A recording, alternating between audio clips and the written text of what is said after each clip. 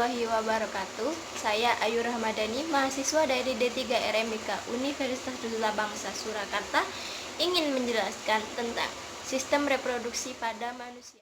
Tujuan reproduksi adalah untuk menghasilkan keturunan. Reproduksi pada manusia hanya terjadi secara seksual dan diawali dengan perkawinan. Umumnya, perkawinan diikuti dengan pembuahan internal. Pembuahan internal merupakan penyatuan sperma dengan ovum. Sperma dibentuk dalam proses spermatogenesis dan ovum dibentuk dalam oogenesis. Spermatogenesis dan oogenesis merupakan proses pembentukan sel kelamin atau gametogenesis. Saja saya akan menjelaskan tentang sistem reproduksi pada pria. Fungsi sistem reproduksi pada pria adalah untuk memproduksi dan menyimpan serta mengantarkan sperma untuk pembuahan sel telur. Struktur organ reproduksi eksternal pada pria meliputi 1. Penis. Penis adalah organ vital pria yang digunakan untuk berhubungan seksual. Di saat mencapai klimaks, sperma keluar melalui saluran di dalam penis. 2. Struktum. Struktum adalah kantung kulit yang menggantung pada pangkal penis. Kantung kecil dan berotot ini melindungi testis, serta saraf dan pembuluh darah. 3. Testis. Testis adalah organ paling penting dari sistem reproduksi laki-laki yang terletak di dalam struktum. Testis merupakan kelenjar di mana sperma dan testosteron diproduksi. Struktur organ reproduksi pria didukung oleh organ internal, yang juga dikenal sebagai organ aksesoris, bermanfaat untuk membantu menjalankan fungsi produksi, penyimpanan, dan keluarnya sperma, meliputi uretra, vas deferens, epididymis, vesicula seminalis, dan ductus ejaculatus, serta kelenjar prostat.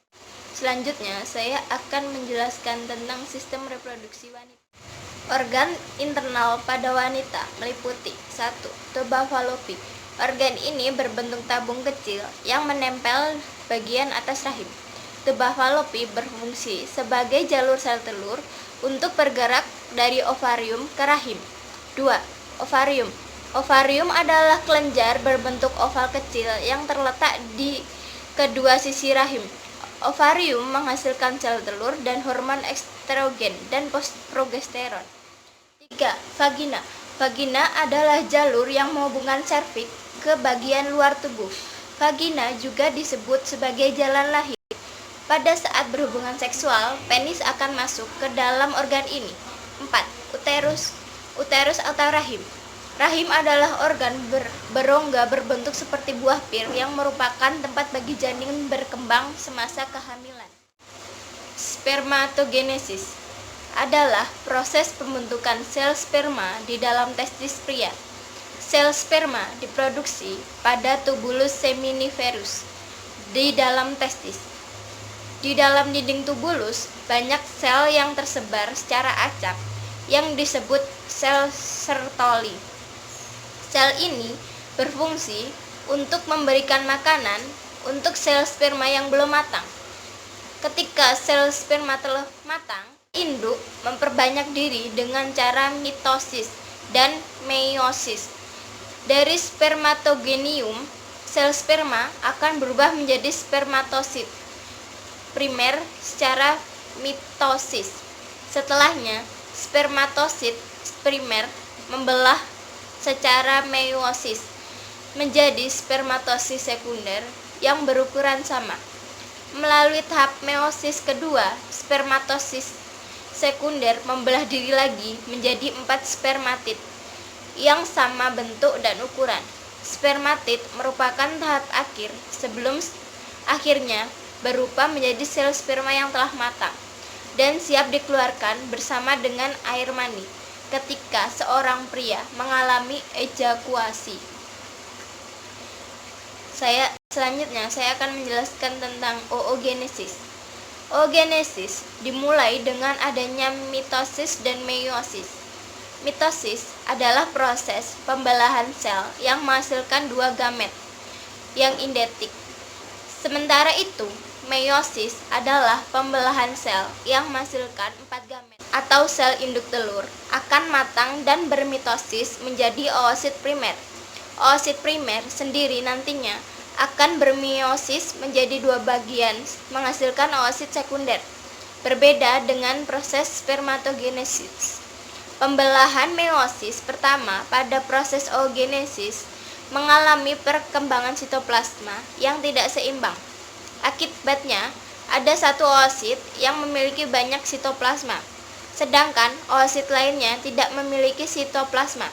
Oosit yang memiliki banyak sitoplasma berukuran lebih besar daripada oosit yang tidak mempunyai sitoplasma. Nah, oosit yang lebih kecil inilah yang disebut dengan badan polar pertama. Setelah itu, oosit sekunder yang berukuran lebih besar akan mengalami pembelahan meiosis kedua yang menghasilkan ootit. Badan polar pertama juga akan membelah menjadi 2 badan polar kedua. Ootit ini akan berkembang menjadi ovum apabila bertemu dengan spermatozoa alias sel sperma. Proses ini nantinya akan mengalami degenerasi atau perubahan. Jika setelah degenerasi ootit tidak bertemu dengan sel sperma dan pembuahan tidak terjadi, maka siklus oogenesis terulang kembali dan Anda juga akan mengalami menstruasi. Sekian dari saya. Atas salah katanya mohon maaf. Terima kasih atas perhatiannya. Jangan lupa di like karena satu like Anda sangat penting bagi saya. Terima kasih. Wassalamualaikum warahmatullahi wabarakatuh.